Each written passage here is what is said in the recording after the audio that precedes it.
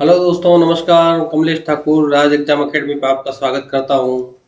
हम लेके आए हैं आपके लिए सेकंड ग्रेड आरपीएससी द्वारा आयोजित होने वाली सेकंड ग्रेड भर्ती परीक्षा के जो जीके का जो सेक्शन है अपना, जीके के सेक्शन में करंट अफेयर्स बहुत ही महत्वपूर्ण योगदान निभाता है, और विशेषकर Rajasthan current affairs. Rajasthan current affairs से संबंधित हम पिछले 3 महीनों के नवंबर 2022, अक्टूबर 2022 और सितंबर 2022 का विशेष रूप से अध्ययन करेंगे। अधिकांश प्रश्न इन्हीं में से आने की संभावना है। आपने अगर सिलेबस ढंग से देखा होगा, देखा ही होगा, इतनी पढ़ाई करी है आपने, अच्छे से तैयारी करी है सेकंड ग्रेड परीक्षा की, तो उसमें आपने देखा होगा राजस्थान करंट अफेयर्स और राजस्थान के सामाजिक आर्थिक परिप्रेक्ष्य के संदर्भ में समसामयिक घटनाओं का महत्वपूर्ण जिक्र किया गया है सिलेबस के अंदर, तो वहीं से प्रश्न आने की संभावना रहती है। राजस्थान में राजस्थान करंट अफेयर्स की जितनी भी मासिक पत्रिकाएं हैं, सभी मासिक पत्रिकाओं का एक संग्रह हमने इकट्ठा किया है और मेरी टीम ने इकट्ठा करने का प्रयास किया है। उसके बाद हम लेके आए हैं वीडियो।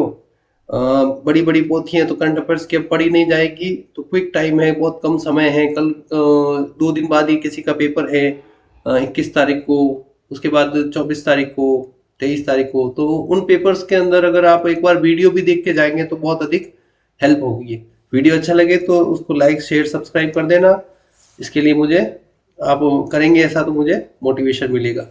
शुरू करते हैं। शिल्प गुरु पुरस्कार व राष्ट्रीय हस्तशिल्प पुरस्कार, ये 2 महत्वपूर्ण पुरस्कार दिए गए हैं, शिल्प गुरु पुरस्कार और राष्ट्रीय हस्तशिल्प पुरस्कार। ठीक है, कब दिए गए? तो ये 28 नवंबर 2022, विशेष रूप से तिथि का ध्यान रखें, 28 नवंबर 2022।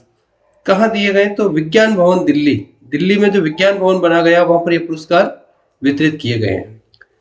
अब इसमें 2 पुरस्कार हमने देखे, एक तो शिल्प गुरु पुरस्कार, दूसरा राष्ट्रीय हस्तशिल्प पुरस्कार। शिल्प गुरु पुरस्कार में अपन देखें तो किनको दिया गया? तो 5 सिद्ध हस्तशिल्पी जो है, एक्सपर्ट है हैंडीक्राफ्ट के मामले में, जो एक्सपर्ट 5 व्यक्ति हैं राजस्थान के, उनको ये पुरस्कार दिया गया। पुरस्कार किस वर्ष के लिए दिया गया है? तो 2017, 2018 और 2019 के लिए। 2019 के लिए किसको दिया गया? तो 2019 के लिए 2 लोगों को दिया गया। एक मोहनलाल शर्मा, जो ब्रास वायर, कांसे के जो तार है और शीशम की लकड़ी के ऊपर उनका बड़ी ही बेहतरीन नक्काशी करते हैं, उनको दिया गया। और दूसरा है आशाराम मेघवाल। 2019 के लिए 2 व्यक्ति हैं, मोहनलाल सॉरी, मोहनलाल शर्मा और आशाराम मेघवाल। आशाराम मेघवाल को मिनिएचर पेंटिंग के लिए दिए गए। प्रश्न आ सकता है, निम्नलिखित में से कौन वो व्यक्ति है जिसको 2019 में शिल्प गुरु पुरस्कार प्रदान किया गया? तो उसमें अगर एक नाम होता है मोहनलाल शर्मा या आशाराम मेघवाल, तो आपका उसमें से उत्तर हो जाएगा। इसी प्रकार देखते हैं 2018 में। 2018 के लिए एक व्यक्ति को दिया गया जिनका नाम है गोपाल प्रसाद शर्मा, मिनिएचर पेंटिंग में सर्वश्रेष्ठ कार्य के लिए इनको दिया गया। इसी प्रकार तीसरा देखें जो 2017 का था, के लिए विनोद कुमार जांगिड़, इसमें भी 2 व्यक्ति, एक नाम है विनोद कुमार जांगिड़, चंदन की लकड़ी पे कारीगरी करते हैं, और दूसरा है मोहनलाल सोनी। एक विनोद कुमार जांगिड़ और मोहनलाल सोनी, और मोहनलाल सोनी एक्स्ट्रा लिखा गया, सॉरी, ये मोहनलाल सोनी मिनिएचर पेंटिंग्स के लिए। ठीक है, तो याद रखना है 2019 के लिए मोहनलाल शर्मा और आशाराम मेघवाल, 2018 के लिए गोपाल प्रसाद शर्मा, 2017 के लिए विनोद कुमार जांगिड़ और मोहनलाल सोनी। ठीक है, अब ये सबसे महत्वपूर्ण चीज है, ये सबसे महत्वपूर्ण चीज है कि पुरस्कार राशि कितनी है।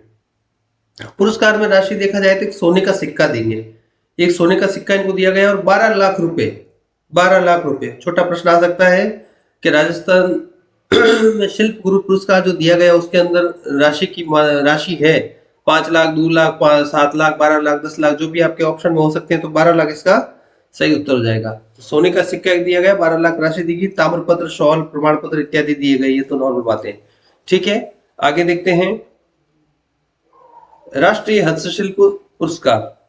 ये इसी श्रेणी में 2 पुरस्कार दिए गए थे, शिल्प गुरु पुरस्कार और हस्तशिल्प पुरस्कार। शिल्प गुरु पुरस्कार दिए गए 5 लोगों को, हस्तशिल्प पुरस्कार दिए गए हैं 14 सर्वश्रेष्ठ हस्तशिल्पियों को। ठीक है, हस्तशिल्पियों के नाम है सुनील कुमार सोनी, थेवा कला, शौकत अली, उस्ता कला, कमलेश शर्मा, लकड़ी पर नक्काशी, ओम प्रकाश जांगिड़, चंदन की लकड़ी पर कारीगरी, सुनीता शर्मा, प्रेमी देवी सोनावा, handicraft block painting, Gulab Singh. ठीक है, मोहम्मद शरीफ, इतने नाम याद रखने की जरूरत नहीं, जस्ट एक रीडिंग मान लेना। कमल किशोर सोनी, श्यामलता गहलोत कोप्तगिरी के लिए, द्वारका प्रसाद सुथार लकड़ी कारीगरी, दिनेश कुमार सोनी वर्क पेंटिंग के लिए, नेहा भाटिया, धर्मेंद्र सिंह भल्ला और कुंदन की जड़ाई मीनाकारी के लिए दिया गया, राष्ट्रीय हस्तशिल्प पुरस्कार। इसमें पुरस्कार राशि कितनी है तो ये ध्यान रख लेना। राष्ट्रीय हस्तशिल्प पुरस्कार में विजेताओं को पुरस्कार राशि मिलेगी 1,00,000 रुपए। कितने? 1,00,000 रुपए। और ताम्र पत्र दिया जाएगा, प्रमाण पत्र इत्यादि प्रदान किए जाएंगे। इसमें ज्यादा नाम याद रखने की जरूरत नहीं है आपको, शिल्प गुरु पुरस्कार में याद रखने की जरूरत है। ठीक है, देखिए अगला देखते हैं। राजस्थान ग्रामीण पर्यटन योजना 2022 को मंत्रिमंडल द्वारा अनुमोदन। अनुमोदन कब किया गया? तिथि आ सकती है, तिथि बड़ी महत्वपूर्ण है, तो 24 अक्टूबर 2022। राष्ट्रीय ग्रामीण पर्यटन योजना, राजस्थान ग्रामीण पर्यटन योजना 2022 को मंत्रिमंडल का अनुमोदन कब मिला? तो 24 अक्टूबर 2022 को मिला। उद्देश्य क्या है? ग्रामीण पर्यटन को बढ़ावा देना, ग्रामीण पर्यटन को प्रोत्साहित करना, ये महत्वपूर्ण उद्देश्य है। इसमें क्या क्या प्रावधान किए गए? में दो मुख्य प्रावधान। एक है ग्रामीण पर्यटन इकाइयों की स्थापना करें। संचालन के प्रावधानों में इकाइयों अगर 15 फीट चौड़ी सड़क के ऊपर है और न्यूनतम 1,000 वर्ग मीटर के एवं अधिकतम 2 हेक्टेयर भूमि पर होनी चाहिए न्यूनतम। सॉरी। ठीक है, एक ये है कि जो भी पर्यटन की इकाई है, जैसे कोई छोटी होटल है, ढाणी है इत्यादि पर्यटन कर रहे हैं ग्रामीण इलाकों में, तो 15 फीट चौड़ी सड़क होनी चाहिए न्यूनतम। ठीक है, और कम से कम 1,000 वर्ग मीटर का भूखंड होना चाहिए जिसपे वो बनी हुई होनी चाहिए बिल्डिंग, इमारत, जो भी पर्यटन का स्थल है, और 2 हेक्टेयर भूमि अधिकतम होनी चाहिए। इन इकाइयों को भू संवर्धन एवं बिल्डिंग प्लान अनुमोदन की आवश्यकता नहीं होगी। इनको किसी प्रकार की सरकारी अनुमोदन की आवश्यकता नहीं होगी, अपने स्तर पे काम कर सकते हैं। इसमें स्टाम्प ड्यूटी में 100% की छूट होगी। स्टाम्प ड्यूटी पूरी निःशुल्क होगी, एक तरह से प्रावधान किया गया। बजट घोषणा 2022-23 में ये की गई थी, ज्यादा इसके अंदर कुछ है नहीं, सिर्फ आपको एक तो डेट याद रखनी है और उद्देश्य याद रखने ही है। ठीक है, उद्देश्य क्या? ग्रामीण पर्यटन को बढ़ावा देना। नेक्स्ट देखते हैं, राजस्थान बेघर उत्थान एवं पुनर्वास नीति 2022, ये बहुत ही इंपॉर्टेंट है। राजस्थान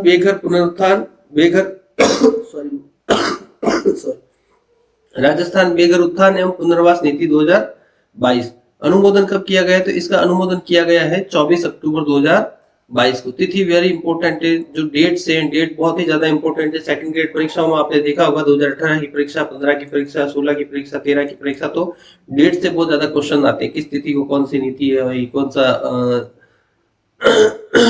कौन सा प्रस्ताव पारित हुआ, तो तिथि बड़ी महत्वपूर्ण होती है। उद्देश्य क्या है? बेघरों को शिक्षा, कौशल एवं रोजगार उपलब्ध कराकर उनको सशक्त बनाना। ठीक है, प्रावधान क्या करा गया भाई इसके अंदर कि 50 वर्ग फीट के प्रति व्यक्ति को न्यूनतम जगह एवं छत उपलब्ध कराना। मतलब एक व्यक्ति है तो उसको 50 वर्ग फुट कम से कम, अगर किसी परिवार के अंदर 5 व्यक्ति हैं तो उनको क्या है 250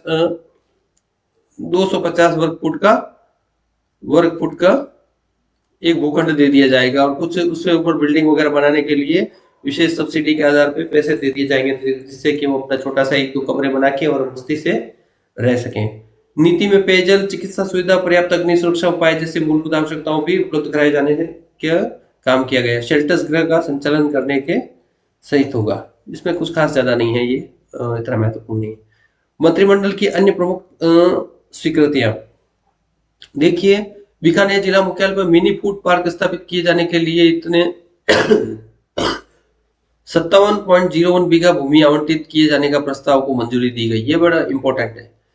ठीक है, मिनी फूड पार्क कहाँ स्थापित किया जाएगा? बीकानेर के जिला मुख्यालय। बीकानेर जो जिला मुख्यालय है, बीकानेर का जिला मुख्यालय, वहां पर मिनी फूड पार्क स्थापित किया जाएगा। उसके लिए 57 बीघा भूमि देने का अनुमोदन या प्रस्ताव को मंजूरी दे दी गई, अनुमोदित कर दिया गया। पिछला जो बजट हुआ था 2022-23 का, मुख्यमंत्री ने घोषणा करी थी, नॉर्मल चीज है। राजस्थान वानिकी एवं जैव विविधता विकास परियोजना को सुचारू संचालन एवं क्रियान्वयन हेतु राजस्थान वानिकी एवं जैव विविधता विकास समिति का गठन को स्वीकृति दी गई है।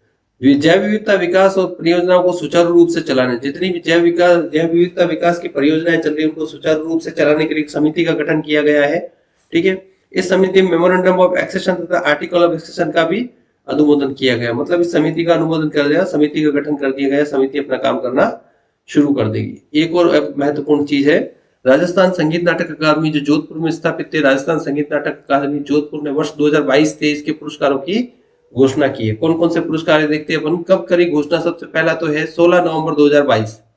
घोषणा कब करी है? 16 नवंबर 2022। सबसे इंपॉर्टेंट चीज ये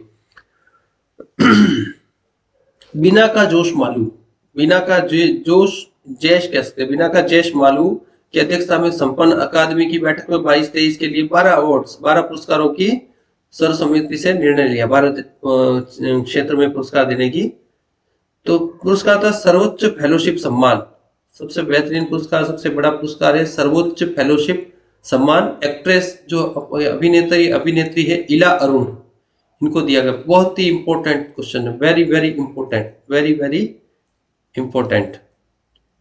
इंपॉर्टेंट प्रश्न है। इला अरुण सर्वोच्च फेलोशिप सम्मान, राजस्थान संगीत नाटक अकादमी जोधपुर द्वारा 2022-23 में सर्वोच्च फेलोशिप सम्मान निम्नलिखित में से किस एक को दिया गया है? तो नाम हो जाएगा आपका इला अरुण, अभिनेत्री है एक्ट्रेस इला अरुण। विभिन्न विधाओं में महत्वपूर्ण योगदान के लिए 12 अवार्ड भी दिए गए। अलग अलग देखो, कथक नृत्य में गुरु रेखा ठाकर को दिया गया, उदयपुर जयपुर की है। रंगकर्मी शहजोर अली को दिया गया, जयपुर के हैं। प्रसिद्ध कोरियोग्राफर हरिदत्त कल्ला जयपुर के हैं। मुकुंद क्षीरसागर जोधपुर को शास्त्रीय गायन, नियाज अहमद जोधपुर को सितार वादन, नाथूलाल सोलंकी पुष्कर को नगाड़ा वादन। लोकगीत गायन में मामे खां को, लोकगीत गायन में मंगनियार है अपने जैसलमेर की मामिका, इनको विजय लक्ष्मी अमेठा उदयपुर को लोक नृत्य में, मोहम्मद अली गनी मुंबई को संयुक्त रूप से संगीत में, रमेश बोहरा बीकानेर को रंगमंच अभिनय, बी.एम. व्यास मुंबई को रंगमंच निर्देशन, तौलाराम मेघवाल उदयपुर को कठपुतली कला में दिए गए। अब कुछ युवा पुरस्कार भी इनके द्वारा दिए गए। राजस्थान संगीत नाटक अकादमी जोधपुर द्वारा युवा पुरस्कार भी दिए गए। तो युवा पुरस्कार में अपन देखेंगे अभिषेक मुद्गल रंगकर्मी हैं जयपुर के।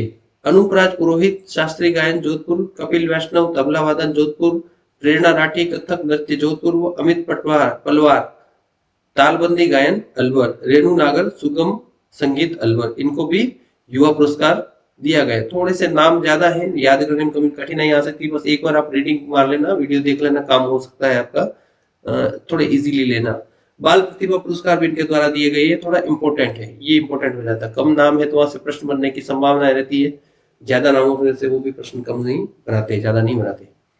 बाल प्रतिभा पुरस्कार है मोहम्मद जमाल तबला वादन जयपुर, मोहम्मद फैज सुगम संगीत जोधपुर और धानु खान लोक गायन बाड़मेर, इनको दिया गया है बाल प्रतिभा पुरस्कार। नेक्स्ट देखते हैं G20 समिट की शेरपा मीटिंग उदयपुर में, ये बहुत ही इंपॉर्टेंट, वेरी वेरी इंपॉर्टेंट। कब हुई भाई G20 समिट की, G20 मीटिंग की शेरपा मीटिंग उदयपुर में?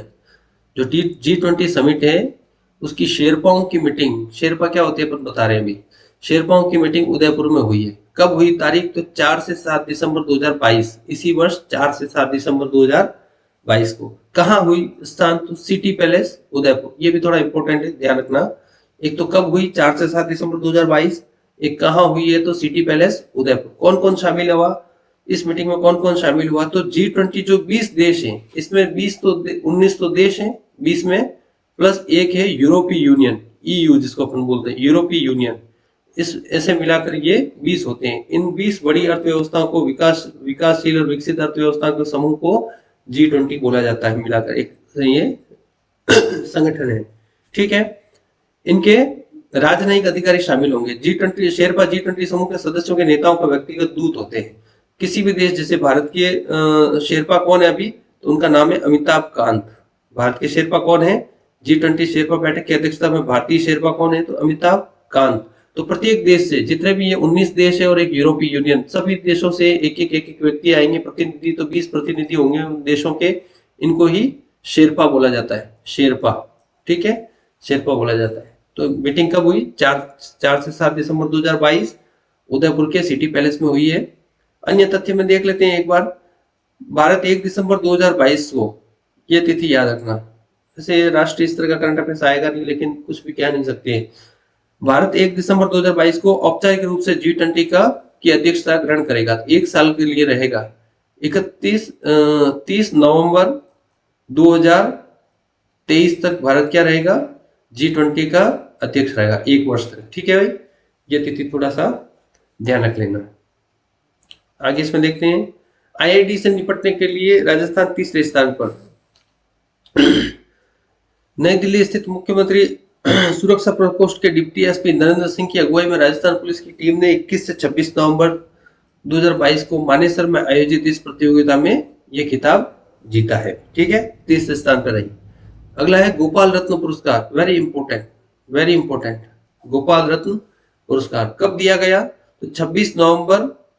ठीक है, राष्ट्रीय दुग्ध दिवस, 26 नवंबर को अपन राष्ट्रीय दुग्ध दिवस भी मनाते हैं। राष्ट्रीय दुग्ध दिवस 26 नवंबर को गोपाल रत्न पुरस्कार किसको दिया गया? तो हरि सिंह गोदारा। कहाँ के रहने वाले हैं? सूरतगढ़ गंगानगर के। क्यों दिया गया इनको भाई? तो कृत्रिम गर्भाधान कार्यक्रम में उत्कृष्ट प्रदर्शन के लिए इनको दिया गया। तीन चीजें हैं। गोपाल रत्न पुरस्कार कब दिया गया? तो 26 नवंबर को दिया गया। 26 नवंबर को राष्ट्रीय दुग्ध दिवस भी मनाते हैं। किसको दिया गया? हरि सिंह गोधारा। रहने वाले कहाँ के? सूरतगढ़ गंगानगर के रहने वाले। क्यों दिया गया? कृत्रिम गर्भाधान कार्य में उत्कृष्ट प्रदर्शन के लिए। नेक्स्ट देखेंगे, ऑस्ट्रा हिंद 2022 युद्धाभ्यास कहां पर हुआ?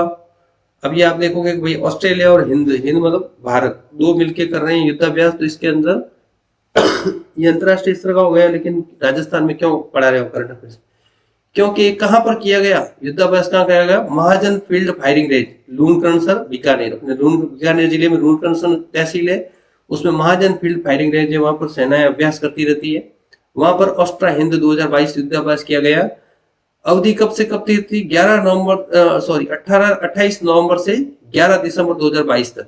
अवधि भी थोड़ा सा ध्यान रख सकते हैं। 28 नवंबर से 11 दिसंबर 2022 के बीच में लूणकरणसर बीकानेर जिले में ऑस्ट्रा हिंद युद्धाभ्यास किया गया। ऑस्ट्रेलिया और भारत की सेनाओं के बीच ये पहला संयुक्त द्विपक्षीय युद्धाभ्यास, दोनों देशों की सेनाओं के बीच में पहला है इस प्रकार का युद्धाभ्यास किया गया है।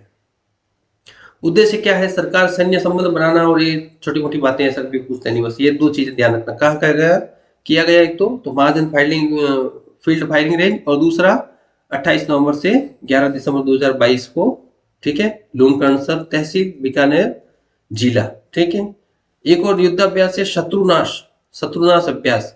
ये कब किया गया था? ये 21 नवंबर को किया गया था, एक दिन में किया गया था 21 नवंबर को। कहां पर? ये भी बीकानेर में महाजन फील्ड फायरिंग रेंज में किया गया। महाजन फील्ड फायरिंग रेंज किसके द्वारा? तो सेना के दक्षिण पश्चिम कमान, भारतीय सेना है ना, भारतीय सेना, भारतीय सेना के दक्षिणी पश्चिमी कमान के द्वारा किया गया। इसमें भारतीय सेना मतलब भारतीय थल सेना और भारतीय वायु सेना दोनों ही शामिल थी, दूसरा कोई विदेशी शामिल नहीं था। ठीक है, तो पूछ सकते हैं नवंबर माह में कौन कौन सा युद्धाभ्यास किए गए? तो एक शत्रुनाश और ऑस्ट्रा हिंद। नेक्स्ट देखते हैं अपन,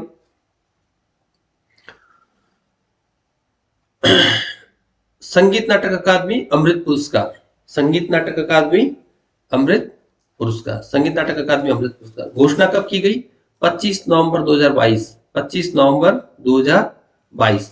अमृत पुरस्कार क्या है? संगीत नाटक अकादमी ने आजादी के अमृत महोत्सव के तहत 86 कलाकारों को, 86 जो है पार्टिसिपेंट कलाकार है, आर्टिस्ट है, वो एक बार के संगीत नाटक अमृत पुरस्कार की घोषणा की गई। संगीत नाटक अकादमी अमृत पुरस्कार की घोषणा की गई। ठीक है, यह 75 वर्ष से अधिक उम्र के, अब किनको दिया जाएगा ये थोड़ा सा ध्यान रख लेना। 75 वर्ष से अधिक उम्र के उन कलाकारों को सम्मानित करने के लिए दिया जा रहा है जिन्हें उनके करियर में कोई भी राष्ट्रीय स्तर का पुरस्कार नहीं मिला है। ठीक है, तो जो 86 कलाकार हैं, 86 कलाकार हैं, 86 आर्टिस्ट है, उनमें से राजस्थान के कितने हैं? तो राजस्थान के हैं 5 कलाकार। ये देखना इंपॉर्टेंट चीज याद। संगीत नाटक अकादमी राष्ट्रीय स्तर के हैं। संगीत नाटक अकादमी अमृत पुरस्कार दिया कब गया? 25 नवंबर 2022 को।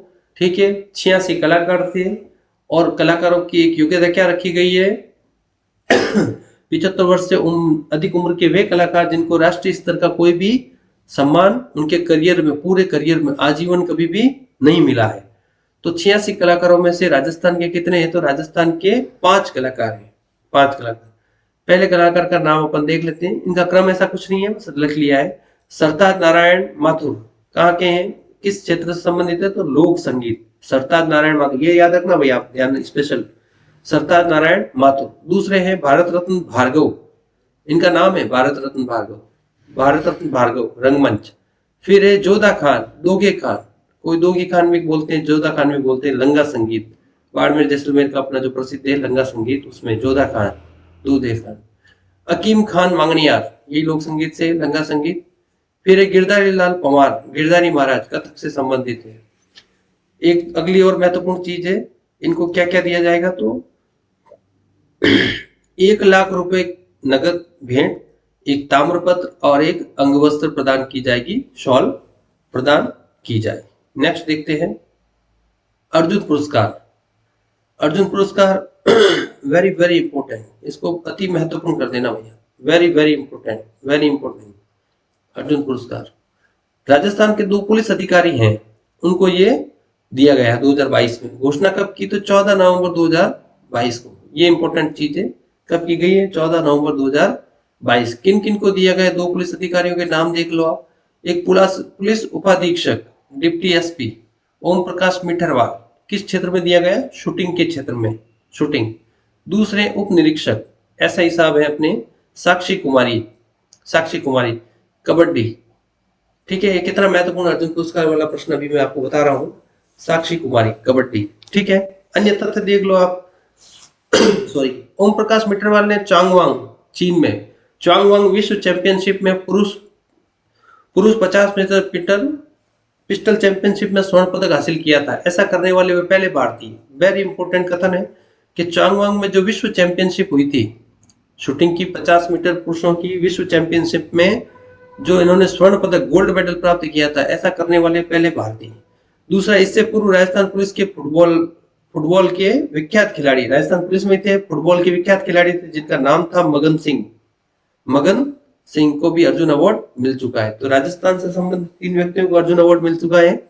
सबसे पहले थे मगन सिंह, ठीक है, अभी वर्तमान में मिला है 2022 में पुलिस उपाधीक्षक ओम प्रकाश मिठरवाल और उप निरीक्षक साक्षी कुमारी।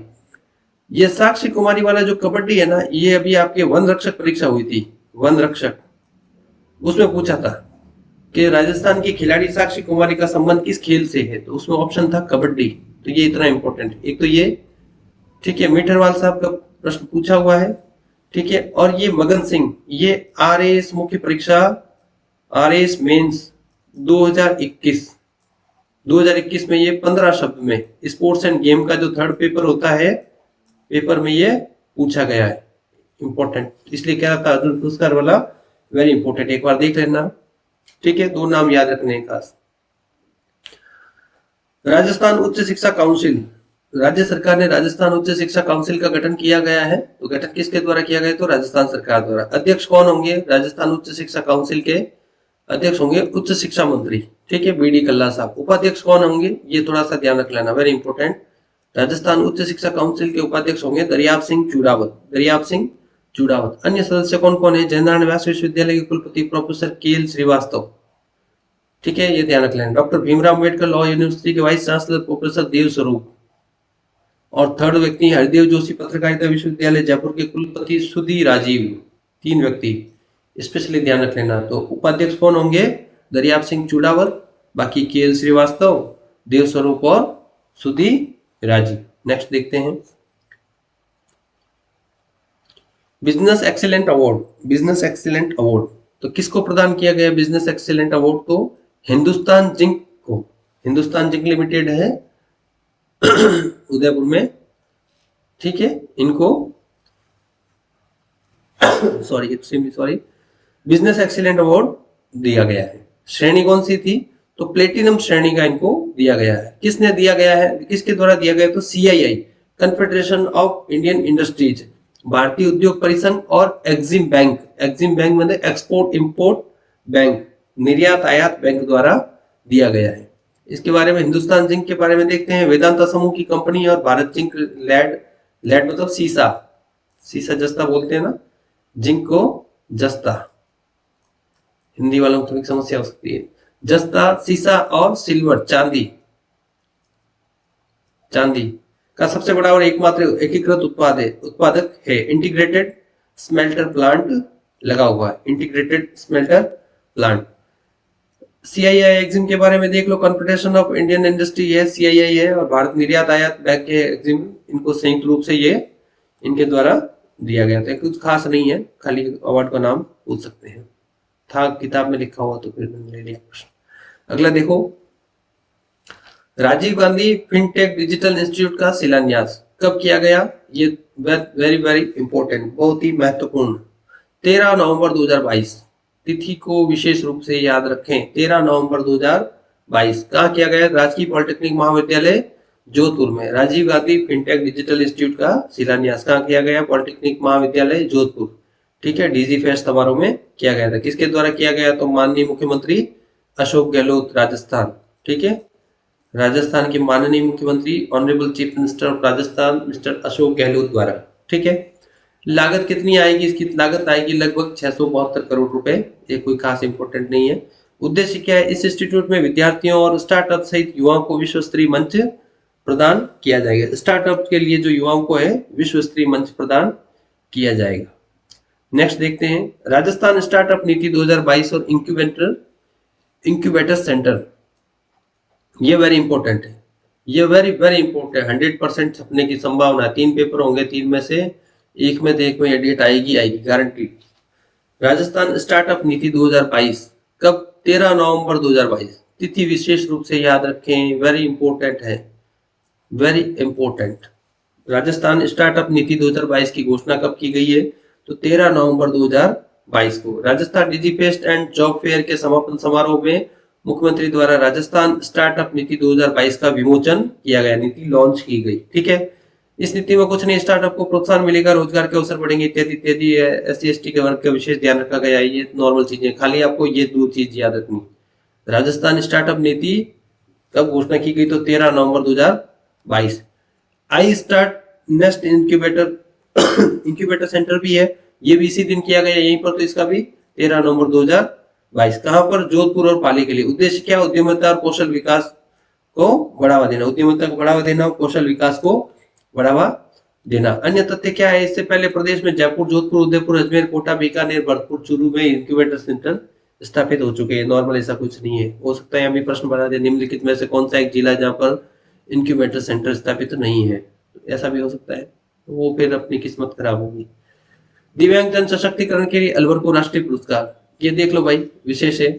3 दिसंबर 2022 को अंतर्राष्ट्रीय दिव्यांगजन दिवस पे, अंतर्राष्ट्रीय विकलांगता दिवस इसको वर्तमान में बोलते हैं, अंतर्राष्ट्रीय दिव्यांगजन दिवस। तो किस दिसंबर को कब मनाया जाता है? 3 दिसंबर को। दिसंबर का कौन सा दिन? तीसरा दिन, 3 दिसंबर, 3rd दिसंबर को मनाया जाता है। तो दिव्यांगजन सशक्तिकरण के लिए किस जिले को राष्ट्रीय स्तर का पुरस्कार मिला है? तो राजस्थान का जिला है अलवर। ठीक है, क्यों मिला है? तो जिला प्रशासन ने दिव्यांगजनों के लिए सक्षम अलवर अभियान चलाया था। कौन सा अभियान चलाया था? जिला प्रशासन, अलवर जिला प्रशासन की ओर से सक्षम अलवर अभियान का नवाचार चलाया गया था, जिसमें क्या दिव्यांगजनों को डोर टू डोर सर्वे करके डेटाबेस तैयार किया गया था। प्रत्येक घर में जा जाकर पूछा था भाई आपके यहाँ को दिव्यांग है या नहीं है। तो इस प्रकार से उनका पूरा डेटा, एक तथ्य आंकड़े एकत्रित किए गए थे। कौन प्राप्त करेगा इस अवार्ड को? तो अलवर जिला collector doctor Jitendra Kumar Soni sir के द्वारा प्राप्त किया गया। अन्य तथ्य देख लो एक बार, अदर फैक्ट्स। अन्य तथ्य, महत्व पुरस्कार प्रतिवर्ष दिव्यांगजन के लिए सर्वश्रेष्ठ कार्य करने वाले देश भर में केवल एक जिले को ही दिया जाता है। ये भी अति महत्वपूर्ण है। दिव्यांगजन सशक्तिकरण के लिए 2022 का पुरस्कार किसको दिया गया? तो अलवर जिले को दिया गया। ठीक है, अलवर जिले को।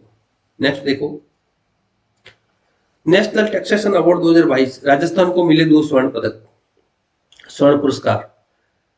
किसके द्वारा दिया गया? तो ये टैक्स इंडिया ऑनलाइन द्वारा, टैक्स इंडिया ऑनलाइन द्वारा एक फर्म है, कंपनी है टैक्स इंडिया ऑनलाइन फर्म के द्वारा ये पुरस्कार दिया गया। कब दिया गया? तो नवंबर 2022। नॉर्मल इसमें कोई डेट वगैरह नहीं। 2 श्रेणियों में दिया गया, 2 स्वर्ण पदक मिले। पहला किस क्षेत्र में दिया गया? तो कर प्रबंधन में सबसे अधिक सुधारवादी राज्य, कर प्रबंधन में सबसे अधिक सुधारवादी राज्य, मोस्ट रिफॉर्मिस्ट स्टेट। और दूसरा दिया गया SGST वेट, स्टेट GST और वेट कैटेगरी में गोल्ड अवार्ड। उड़ीसा राज्य को इस श्रेणी में रजत तथा हरियाणा, तमिलनाडु और बिहार को संयुक्त रूप से 3rd अवार्ड दिया गया, ब्रॉन्ज मेडल। राजस्थान सरकार को स्टेट वेट श्रेणी में भी प्रथम स्थान आने पर गोल्ड मेडल दिया गया। ठीक है, उड़ीसा राज्य को इस श्रेणी में रजत तथा उत्तर प्रदेश, महाराष्ट्र, छत्तीसगढ़ को जूरी अवार्ड, जूरी मतलब तीसरे स्थान का अवार्ड दिया गया। तो खास तौर पर ध्यान रखना है, तो कर प्रबंधन में सबसे अधिक सुधारवादी राज्य और SGST में और वेट कैटेगरी में, 2 में। ये बहुत ही इंपॉर्टेंट है भाई।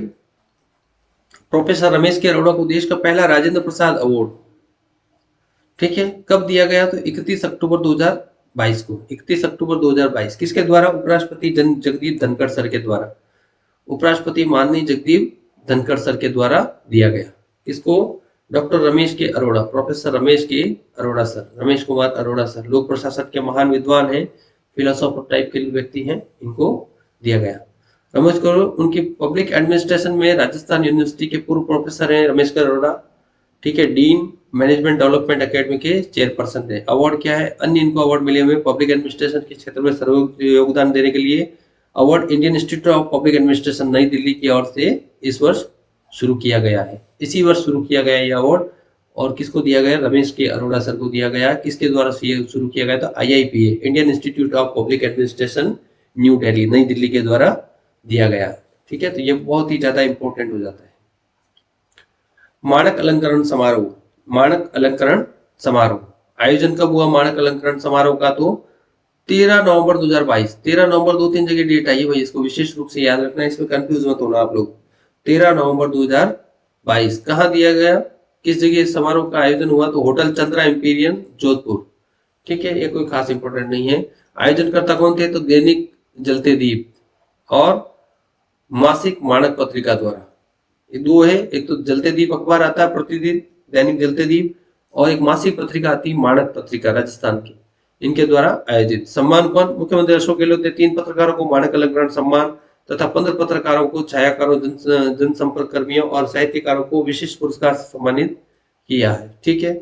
मानक अलंकरण कब से शुरू हुआ? पहला 2019 में राजस्थान पत्रिका के कानाराम मुंडियार को दिया गया था।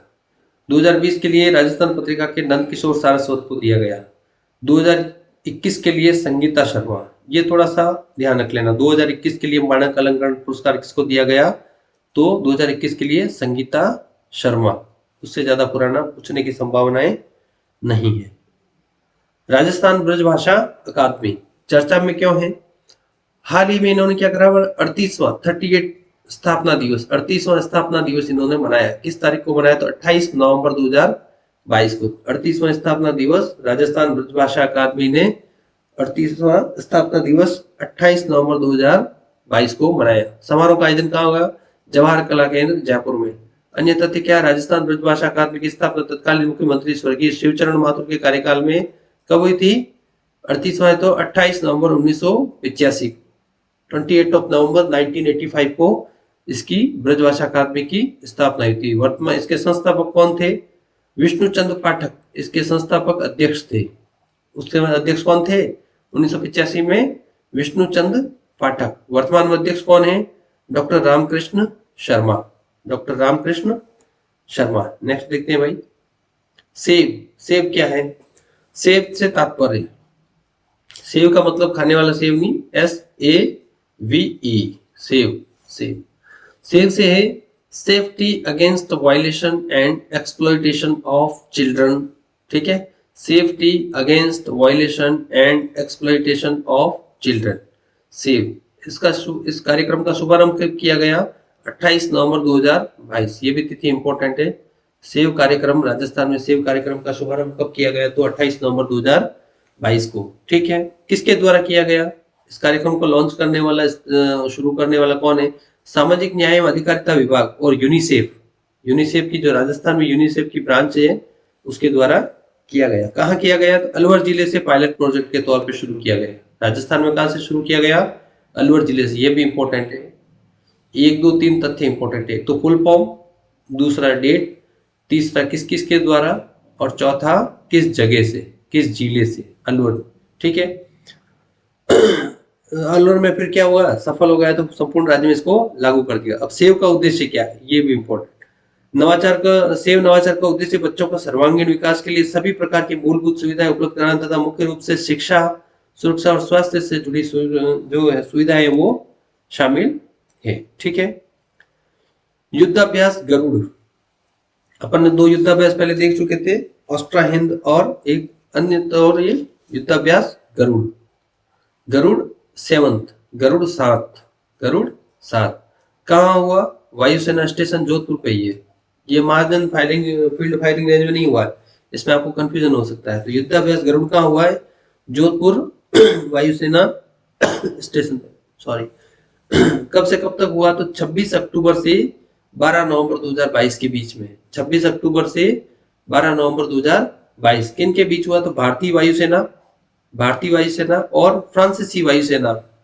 ठीक है, फ्रांस की वायुसेना, फ्रांसीसी वायुसेना और अंतरिक्ष बल, इतना लंबा चौड़ा याद ही रखना, सिर्फ फ्रांसीसी वायुसेना याद रख लेना। भारत और फ्रांस की वायुसेनाओं के बीच में युद्धाभ्यास हुआ, उस युद्धाभ्यास का क्या नाम है? गरुड़, गरुड़ 7। कब हुआ? तो 26 अक्टूबर से 12 नवंबर 2022 के बीच। उद्देश्य क्या है? उद्देश्य वर्ष 2003 से आयोजित किया जा रहा है ये युद्धाभ्यास, दोनों के बीच में कोऑपरेशन कैपेबिलिटी और इंटर ऑपरेशनबिलिटी बढ़ाने के लिए, मतलब आपसी सहयोग और समझ बढ़ाने के लिए किया जाता है। अन्य तथ्य क्या है? अंतरिक्ष के जोधपुर में ही एक द्विपक्षीय युद्धाभ्यास डेजर्ट नाइट 21 का आयोजन 20-21 पर जनवरी 2021 को किया गया था। ठीक है, भारतीय वायुसेना और फ्रांसीसी वायुसेना की ओर से एक पहले भी युद्धाभ्यास किया जा चुका है, जिसका नाम है डेजर्ट नाइट, रेगिस्तान में रात्रि, डेजर्ट नाइट 21। कब किया गया था? 20-21 जनवरी 2021 को। खास तथ्य नहीं है, दो तथ्य याद रख लेना। जोधपुर के वायुसेना स्टेशन पे किया गया, तारीख क्या थी? 26 अक्टूबर से 12 नवंबर। और फ्रांसीसी वायुसेना और भारतीय वायुसेना है, और भारतीय वायुसेना और फ्रांसीसी वायुसेना के बीच एक पहले भी युद्धाभ्यास हो चुका है, उसका नाम है डेजर्ट नाइट, और कब हुआ था? 20-21 जनवरी 2021 को। नर्सिंग कॉलेजेस का शिलान्यास, कुछ नर्सिंग कॉलेज खोले हैं। कब खोले? 22 नवंबर 2022 को उनकी घोषणा की, इतने नर्सिंग कॉलेज खोलेंगे। किसके द्वारा? माननीय मुख्यमंत्री अशोक गहलोत द्वारा पाली में आयोजित राज्य स्तरीय कार्यक्रम में ये घोषणा करी थी। कितने? तो 19 राजकीय नर्सिंग महाविद्यालय खोले जाएंगे। कहाँ पर? बाड़मेर, बांसवाड़ा, कुमेर। ये कुछ पूछेंगे नहीं, नॉर्मल चीज, एक बार देख लेना, रीडिंग मार लेना आपको हो तो। जयपुर मेट्रो, ये बड़ा इंपॉर्टेंट है भाई। एक दो बार 2019 का जो कांस्टेबल का एग्जाम हुआ, तो उसमें भी जयपुर मेट्रो 6 पेपर हुए थे नवंबर 2019 में, उसमें भी कांस्टेबल में जयपुर मेट्रो से 2-3 सवाल आए थे, तब देख लेना। यहाँ पर भी संभावना हो सकती है सेकंड ग्रेड में। इंपॉर्टेंट है। चर्चा में क्यों? सबसे बड़ी बात, चर्चा में क्यों?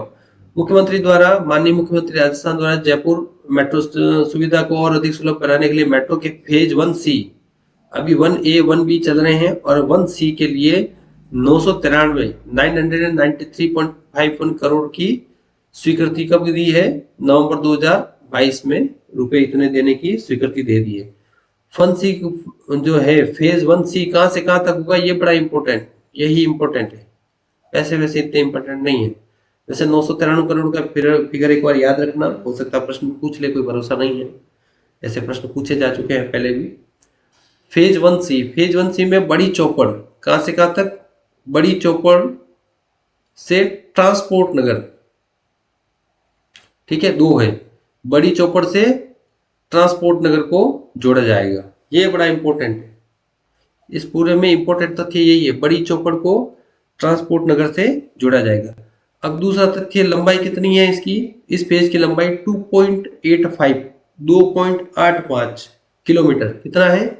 2.85 किलोमीटर। इसमें से भूमिगत है 2.26 भूमिगत, और 0.59 किलोमीटर हिस्सा है एलिवेटेड, मतलब जमीन से ऊपर होगा। ये है, तो इसमें 3 चीजें याद रखनी है। एक तो रुपए कितने हैं, फेज कौन सा है, और कौन कौन सी जगहों को जोड़ेगा। तो जोड़ेगा बड़ी चौपड़ को ट्रांसपोर्ट नगर से, ये बहुत ही इंपॉर्टेंट है। टोटल लंबाई कितनी है इसकी? तो 2.85, 285 किलोमीटर।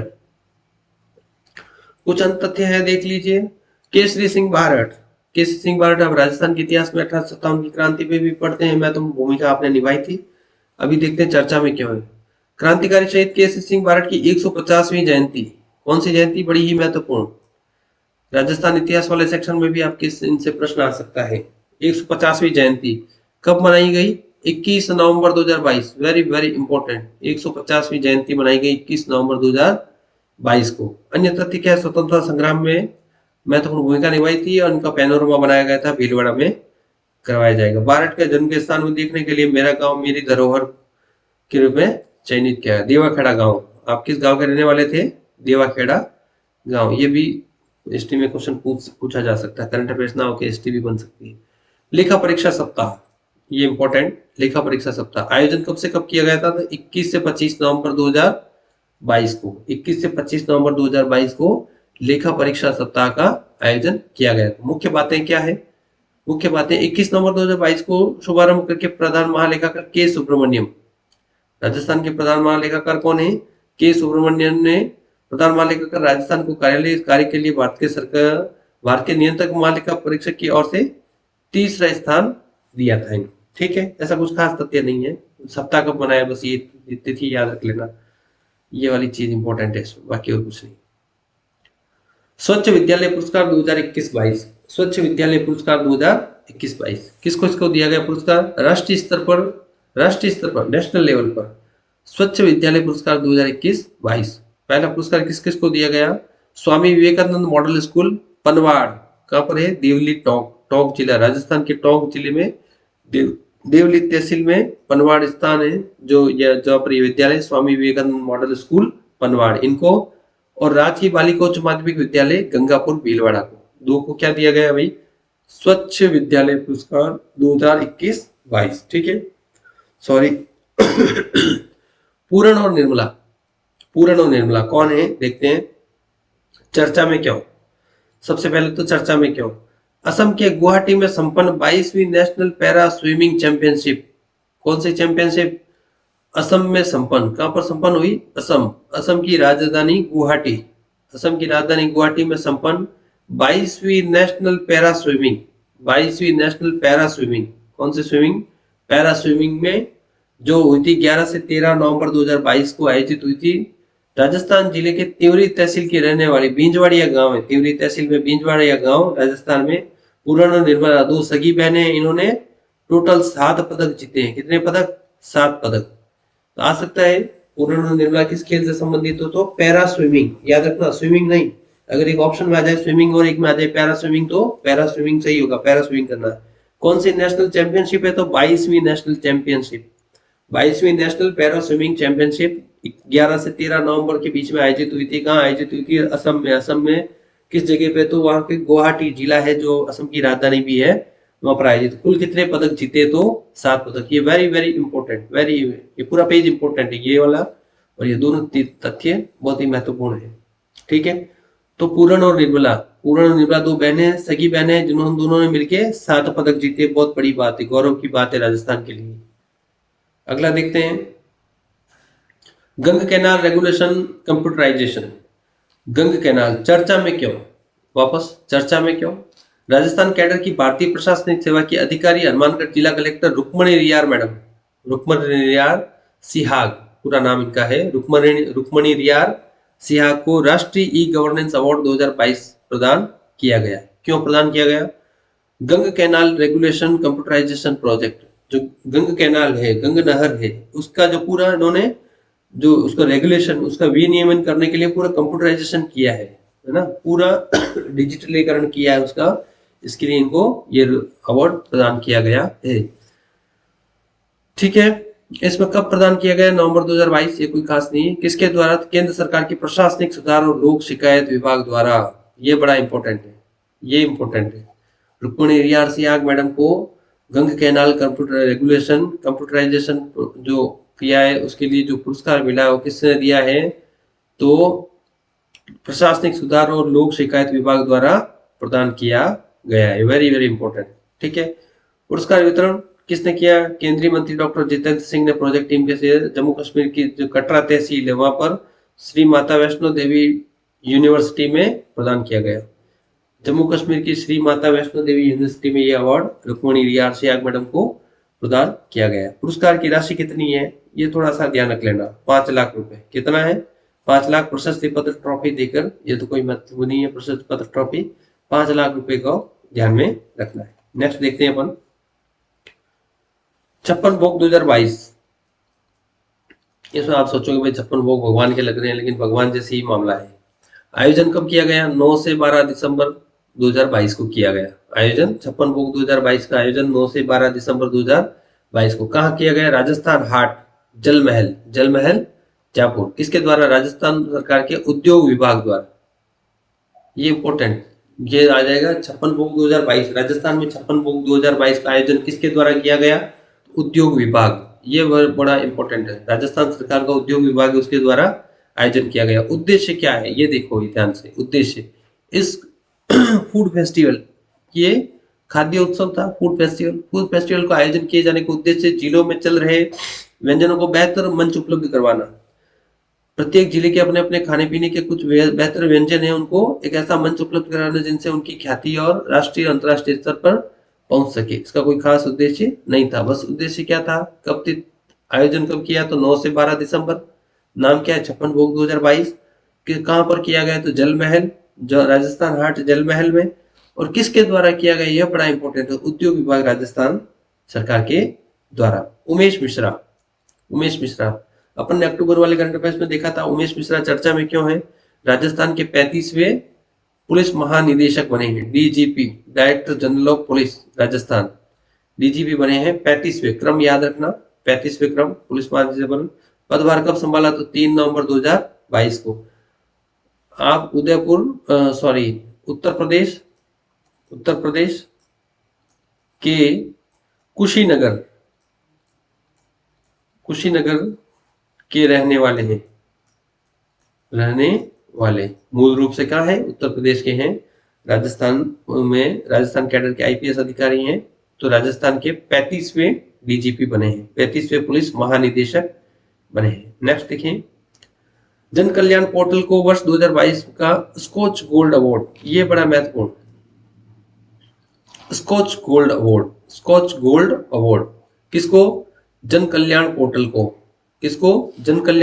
को कब, किस वर्ष का, वर्ष 2022 का scotch gold award.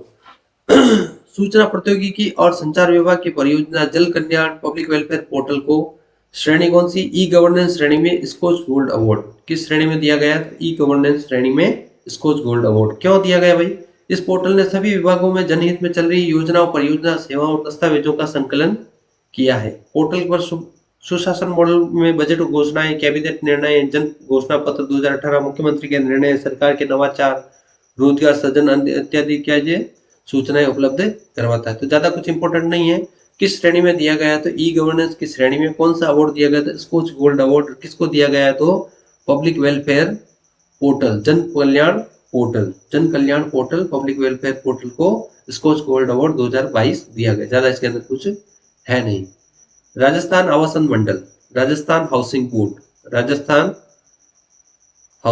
Board RHB, Rajasthan Awasan Mandal चर्चा में क्यों, वर्ष 2022 में इनको भी स्कॉच गोल्ड अवार्ड मिला है। एक तो जन कल्याण पोर्टल को मिला है, पब्लिक वेलफेयर पोर्टल को, और एक आरएचबी को, राजस्थान हाउसिंग बोर्ड को। श्रेणी कौन सी, उनको तो ई गवर्नेंस श्रेणी में मिला था, और इसको मिला है हाउसिंग श्रेणी में।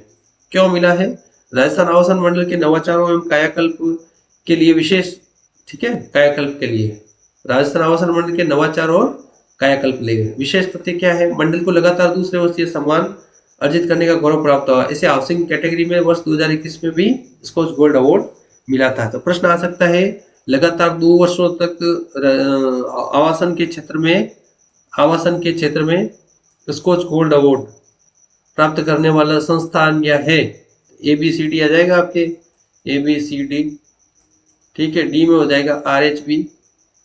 तो यही आपका उत्तर हो जाएगा। ठीक, अगला देखिए भाई, ये बड़ा इंपॉर्टेंट, बहुत ही ज्यादा इंपॉर्टेंट तो पूरी फाइल है, लेकिन ये थोड़ा सा ज्यादा है। अमराजी भगत चर्चा में क्यों, वेरी इंपॉर्टेंट, चर्चा में क्यों, लोक देवता हैं आप, लोक देवता अमराजी भगत, इनको अनपढ़ बाबूजी भी कहते हैं, अमराजी भगत को अनपढ़ बाबूजी भी कहते हैं। इनका पैनोरमा बनाया जाएगा, पैनोरमा। अपने यहाँ आपको पता है राजस्थान में जो लोक देवता उनको सरकारें पैनोरमा बनाती है। उनका पैनोरमा मतलब पूरा जीवन वृत्त, कब पैदा हुए, कहाँ पैदा हुए, उन्होंने क्या क्या कार्य किए अपने जीवन का, उनका जीवन के क्या उद्देश्य थे, लक्ष्य थे, जीवन को किस प्रकार से उन्होंने जिया, लोगों को क्या प्रेरणा दी, इत्यादि बातें उन्हें बताई जाती है, उसको पैनोरमा बोलते हैं।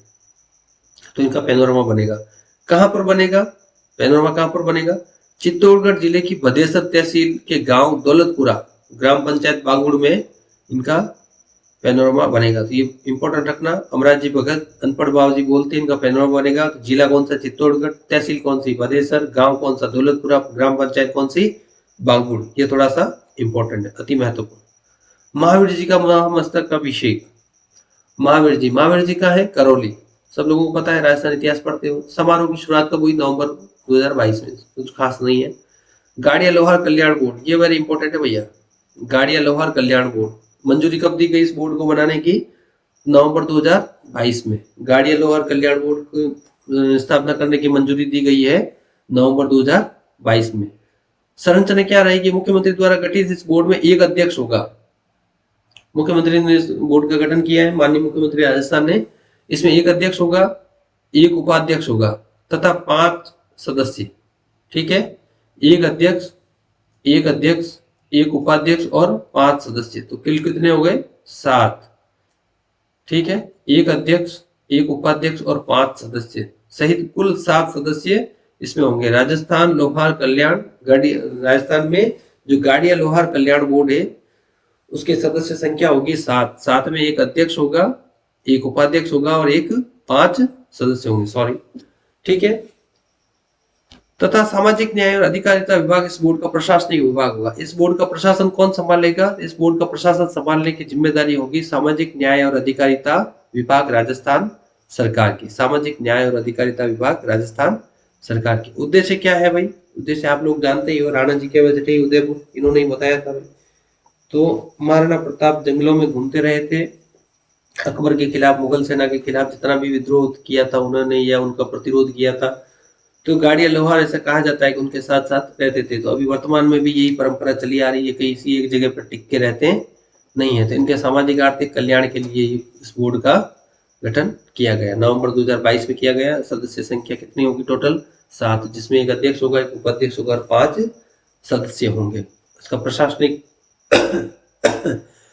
प्रशासनिक कामकाज कौन देखेगा इसका? तो सामाजिक न्याय और अधिकारिता विभाग। उद्देश्य क्या है? गाड़िया लोहार समाज की मूलभूत सुविधाएं उपलब्ध कराने तथा इनके पिछड़ेपन को दूर करने के लिए इस बोर्ड का गठन किया। कल्याण बोर्ड नाम है तो पिछड़ापन दूर करेगा, नॉर्मल चीज है। चतुर्थ राष्ट्रीय लोक अदालत। चतुर्थ राष्ट्रीय लोक अदालत का आयोजन कब हुआ, शुभारंभ कब हुआ? तो 12 नवंबर 2022, 12 नवंबर 2022 को। ठीक है, 12 नवंबर 2022। किसके तत्वावधान में? तो राष्ट्रीय विधिक सेवा प्राधिकरण नलसा, नेशनल लीगल सर्विस अथॉरिटी, राष्ट्रीय विधिक सेवा प्राधिकरण नई दिल्ली के तत्वावधान में राजस्थान राज्य विधिक सेवा प्राधिकरण द्वारा, है ना, R state legal service authority, Rajasthan state legal service authority RSLSA के द्वारा आयोजन किया। कहां पर आयोजन किया गया इनका?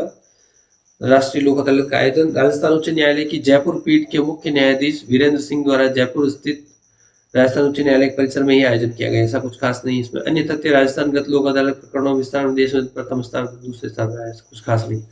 पर्सन विद डिसेबिलिटी, ये बड़ा इंपॉर्टेंट। पर्सन विद डिसेबिलिटी क्या है ये? तो पर्सन विद डिसेबिलिटी ऐप है, mobile app. Person with disability app है 2.0 इस ऐप का नाम। ऐप कब शुरू करी गई है? 4 नवंबर 2022। वेरी इंपॉर्टेंट है।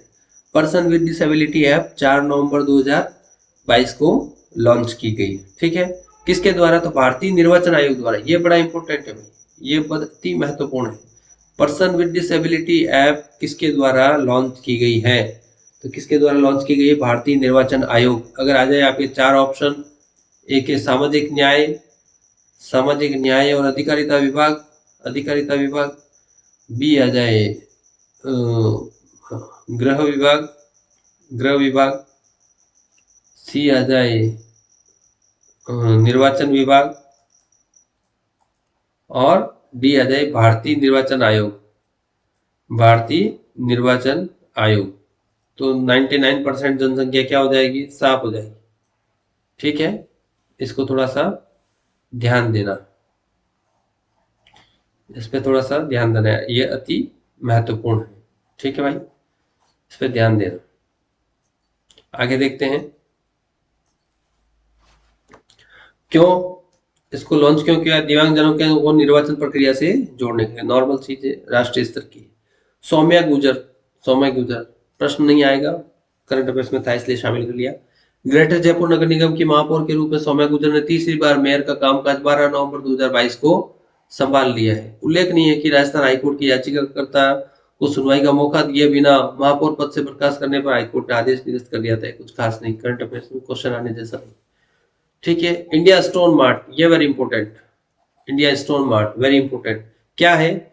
स्टोन इंडस्ट्री की सबसे बड़ी अंतरराष्ट्रीय प्रदर्शनी है। जो पत्थर उद्योग है, स्टोन इंडस्ट्री, इसकी अंतरराष्ट्रीय स्तर की सबसे बेहतरीन, सबसे बड़ी प्रदर्शनी है। कहां पर आयोजन हुआ? तो सीतापुरा स्थित Jaipur exhibition and conservation centre में। कहां पर? सीतापुरा स्थित Jaipur exhibition and conservation convention centre. ठीक है। कब हुआ? तो 11 से 13 नवंबर 2022। ये वेरी इंपॉर्टेंट, 11 से 13 नवंबर 2022 को। ठीक है। किसके द्वारा? तो राजस्थान राज्य औद्योगिक विकास एवं निवेश निगम लिमिटेड, रिको, जिसको संक्षिप्त में बोलते हैं। फुल फॉर्म भी आ सकती है, राजस्थान का भूगोल अर्थव्यवस्था भी आपको पढ़ना है इसी पेपर में, तो फुल फॉर्म भी आ सकती है। तो रिको का पूरा नाम क्या है? राजस्थान राज्य औद्योगिक विकास एवं निवेश निगम लिमिटेड, रिको, रिको के द्वारा, और फिक्की के संयुक्त तत्वावधान में। Rajasthan stone India mart, stone India stone mart 2022 का आयोजन किसके द्वारा किया गया? तो फिक्की और रिको के द्वारा, रिको और फिक्की के द्वारा। अन्य तथ्य क्या है? इसी आयोजन के दौरान Jaipur architecture festival, Jaipur architecture festival का आयोजन उस CDOS, रिको और फिक्की द्वारा किया गया। ये एक और संस्था इसमें जुड़ गई। जयपुर आर्किटेक्चर फेस्टिवल में तो उसमें तो 2 थी, इसमें 3 हो गई, OSTC जुड़ गई। ये भी 11 से 12 नवंबर के बीच में हो गया था। ये इंपॉर्टेंट है, ध्यान रखना है। India stone mart 2022। मानगढ़ धाम, मानगढ़ धाम, मानगढ़ धाम आप लोगों ने पढ़ रखा है राजस्थान इतिहास में बेहतरीन तरीके से, अच्छे तरीके से। मानगढ़ धाम चर्चा में क्यों है? प्रधानमंत्री नरेंद्र मोदी ने राजस्थान के बांसवाड़ा में मानगढ़ धाम की यात्रा की, जहां उन्होंने मानगढ़ धाम की गौरव गाथा में हिस्सा लिया। माननीय प्रधानमंत्री नरेंद्र मोदी ने कब? 1 नवंबर 2022, सॉरी ये कट गया थोड़ा, 1 नवंबर 2022 को। ठीक है। आपको पता है 17 नवंबर 1913 को गोविंद गुरु के नेतृत्व में भील इकट्ठा हो रखे थे। भील जनजाति 1.5 लाख के लगभग थे। अंग्रेजों ने गोलियां चलाई, जिसमें 1500 से अधिक भील शहीद हो चुके थे। उनको कोई तवज्जो अभी तक ढंग से दी नहीं गई है। बूंदी महोत्सव विशेष तथ्य है, ये थोड़ा इंपॉर्टेंट है, याद रखना है। बूंदी महोत्सव 11 से 13 नवंबर 2022 को। कौन सा संस्करण था ये बूंदी महोत्सव का? 26वां संस्करण। ये इंपॉर्टेंट है, आ सकता है। 2 लाइनें आपका एक प्रश्न बन सकता है। बूंदी महोत्सव का निम्नलिखित में से नवंबर में मनाया गया कौन सा संस्करण था? 22वां, 24वां, 26वां, 28वां। तो 22वां, 24वां, 26वां, 28वां कौन सा महत्वपूर्ण प्रश्न उत्तर हो जाएगा आपका इसका? 26वां। ठीक है, 26th एडिशन। जहां एक खुसरो, जहां एक खुसरो क्या है? जहां एक खुसरो क्या है? 2 दिवसीय वार्षिक सूफी संगीत समारोह है। वार्षिक, वार्षिक स्तर का सूफी समारोह 2 दिवसीय। ठीक है। आयोजन कहाँ होता है? Albert hall, Jaipur. जयपुर के अल्बर्ट हॉल में इसका आयोजन हुआ था। 19 से 20 नवंबर 2022 के बीच में इसका आयोजन किया गया। किसके द्वारा? पर्यटन विभाग, राजस्थान का जो विभाग है पर्यटन विभाग राजस्थान, राजस्थान के द्वारा इसका आयोजन किया गया। ठीक है। जयपुर, जयपुर का 295वां 295th जो है स्थापना दिवस 18 नवंबर 2022 को मनाया गया। 295वां स्थापना दिवस कब मनाया गया? जयपुर का 295वां स्थापना दिवस 18 नवंबर 2022 को। नेक्स्ट देखते हैं केसी बोकड़िया, केसी बोकड़िया, केसी बोकड़िया। चौथे Dada Saheb Phalke icon award films 2022 में मुंबई के अवार्ड देकर 24 नवंबर 2022 को इनको सम्मानित किया गया। कुछ खास नहीं है सब। 66वें राज्य स्तरीय कबड्डी प्रतियोगिता शुभारंभ कब हुआ? 66वें राज्य स्तरीय कबड्डी प्रतियोगिता का मेजबानी किसने की? भाई मेजबानी भरतपुर में। ये वेरी इंपॉर्टेंट है, वेरी वेरी इंपॉर्टेंट। 66वीं राज्य स्तरीय कबड्डी प्रतियोगिता का आयोजन कहाँ हुआ? मेजबानी किसने की? आयोजन कहाँ हुआ? एक ही बात है, भरतपुर। 66वीं राज्य स्तरीय कबड्डी प्रतियोगिता का आयोजन कहाँ हुआ? तो भरतपुर जिले में। मेजबानी किसने की? भरतपुर जिले ने। कब करी? 29 नवंबर 2022 को। ये इंपॉर्टेंट क्वेश्चन। ठीक है। जयपुर में 2 दिवसीय रोजगार मेले का आयोजन 14-15 फरवरी को, 14-15 नवंबर 2022 को किया गया बिरला ऑडिटोरियम में। कुछ खास नहीं है। चेस इन स्कूल, शिक्षा मंत्री डॉक्टर बी.डी. कल्ला की पहल में प्रदेश के राजकीय विद्यालयों में चेस इन स्कूल कार्यक्रम शुरू किया है, जिसके तहत नो बैग डे के दौरान बच्चे शतरंज खेलेंगे। कुछ खास नहीं है, ये ठीक है, ये इंपॉर्टेंट है। आशीष देवचारण राष्ट्रीय संगीत नाटक अकादमी की ओर से जोधपुर के रंगकर्मी, कहाँ के हैं? जोधपुर के रंगकर्मी आशीष देवचारण को उस्ताद बिस्मिल्लाह खान युवा पुरस्कार, कौन सा पुरस्कार दिया गया है? उस्ताद बिस्मिल्लाह खान युवा पुरस्कार। जोधपुर के रंगकर्मी हैं, आशीष देवचारण नाम है, और इनको पुरस्कार दिया गया है उस्ताद बिस्मिल्लाह खान युवा पुरस्कार दिया गया है। लूण सिंह भाटी, बाड़मेर के लूण सिंह भाटी अंडर 17 हॉकी जयपुर का टीम का राष्ट्रीय स्तर पर चयन हुआ है। ठीक है, लूण सिंह भाटी है जयपुर के, बाड़मेर के रहने वाले, उनका राष्ट्रीय स्तर में अंडर 17 में चयन हुआ। डॉक्टर गजे सिंह राजपुरोहित,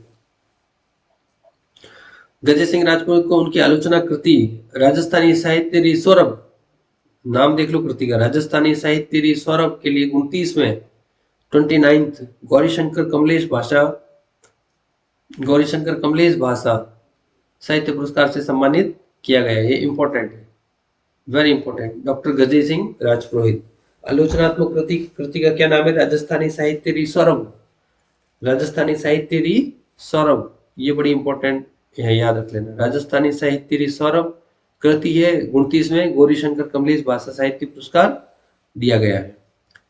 पंडित नेहरू बाल सप्ताह कब बनाया गया? 14 नवंबर से 20 नवंबर 2022 के बीच में, कुछ खास नहीं है। पंडित जवाहरलाल नेहरू बाल साहित्य अकादमी राजस्थान द्वारा मनाया गया। इसके अध्यक्ष कौन है? पंडित जवाहरलाल नेहरू बाल साहित्य अकादमी राजस्थान के अध्यक्ष कौन है? इकराम राजस्थानी, इकराम राजस्थानी।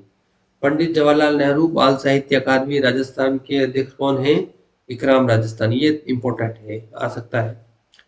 मचकुंड तीर्थ एवं पुरानी छावनी, मुख्यमंत्री अशोक गहलोत ने धौलपुर स्थित, मचकुंड तीर्थ कहाँ है? धौलपुर स्थित संरक्षित स्मारक मचकुंड तीर्थ एवं पुरानी छावनी के संपूर्ण संरक्षण जीर्णोद्धार कार्यों के लिए 10 करोड़ रुपए स्वीकृत किए हैं। ऐसा कुछ खास नहीं है, नॉर्मल।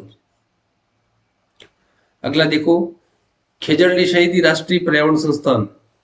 राज्य सरकार ने जोधपुर जिले के गांव खेजड़ली कला में स्थित खेजड़ली शहीदी राष्ट्रीय पर्यावरण संस्थान के लिए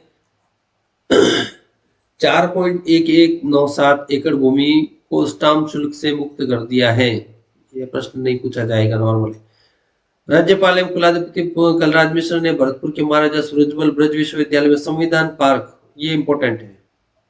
राज्यपाल ने किस विश्वविद्यालय में संविधान पार्क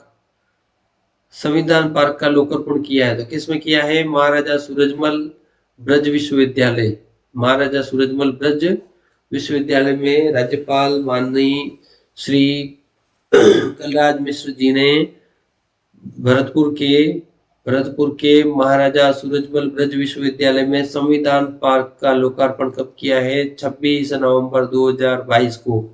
26 नवंबर को हम क्या मनाते हैं? संविधान दिवस मनाया जाता है, संविधान दिवस। 26 नवंबर को संविधान दिवस। तो 26 नवंबर 2022 को माननीय राज्यपाल राजस्थान श्री कलराज मिश्र ने भरतपुर जिले के महाराजा सूरजमल ब्रज विश्वविद्यालय में संविधान पार्क का लोकार्पण किया है। बड़ा इंपॉर्टेंट। मुख्यमंत्री निःशुल्क यूनिफॉर्म वितरण योजना, उद्देश्य क्या है भाई? कक्षा 1 से 8 तक के समस्त विद्यार्थियों को यूनिफॉर्म फैब्रिक के 2 सेट, यूनिफॉर्म के कितने सेट? यूनिफॉर्म का कपड़ा, पोशाक का कपड़ा दिया जाएगा, उसके 2 सेट निःशुल्क प्रदान किए जाएंगे। इसके साथ ही विद्यार्थियों को यूनिफॉर्म सिलाई के लिए राशि भी उपलब्ध कराई जाएगी। वर्तमान में करवा नहीं रहे हैं, करवाई जाएगी, पता नहीं कब करवाई जाएगी। ठीक है, लाभान्वित कितने होंगे? लगभग 67.58 लाख विद्यार्थी लाभान्वित होंगे। इससे विद्यार्जन कर रहे हैं जो 67.5 लाख है ना, 67.58 लाख विद्यार्थी इससे लाभान्वित होंगे। व्यय कितना आएगा? लगभग 500 करोड़ रुपए का व्यय आएगा सरकार। अभी चुनावी वर्ष है तो लोक लुभावन घोषणाएं हो रही। अगली एक और योजना ऐसी, मुख्यमंत्री बाल गोपाल योजना। मुख्यमंत्री बाल गोपाल योजना शुरू कब करी गई भाई? 29 नवंबर 2022 को। 29 नवंबर 2022 से शुरू की गई है मुख्यमंत्री बाल गोपाल योजना। कहां से शुरू की गई? जयपुर से, नॉर्मल है, खाली अपडेट याद रखना। 29 नवंबर 2022 से मुख्यमंत्री बाल गोपाल योजना शुरू की गई। किसके द्वारा? माननीय मुख्यमंत्री राजस्थान के द्वारा शुरू की गई। किसके लिए? राजकीय विद्यालयों में कक्षा 1 से 8, दोनों कक्षा 1 से 8 तक है, कक्षा 1 से 8 तक की कक्षाओं में अध्ययनरत विद्यार्थियों के लिए ना, लड़के लड़कियां दोनों के लिए, बॉयज एंड गर्ल्स दोनों के लिए। शुभारंभ राज्य स्तर शुभारंभ जिला, ब्लॉक, ग्राम पंचायत स्तरों पर योजना का शुभारंभ किया जाना सुनिश्चित किया गया है। अब इसके महत्वपूर्ण तथ्य क्या है? मुख्यमंत्री बाल गोपाल योजना का उद्देश्य क्या है? इसमें मिड डे मील जो मिलता है, दिन का दोपहर भोजन मिलता है, इसमें इस योजना के अंतर्गत राजकीय विद्यालयों में, मदरसों में एवं विशेष प्रशिक्षण केंद्रों में, स्पेशल ट्रेनिंग सेंटर्स में कक्षा 1 से 8 तक, क्लास 1 to 8 के छात्र छात्राओं को पाउडर मिल्क से तैयार दूध, जो प्रोसेस्ड पाउडर होता है, पशुओं के दूध से जो पाउडर तैयार किया जाता है, उस पाउडर को वापस घोल के दूध बनाया जाएगा।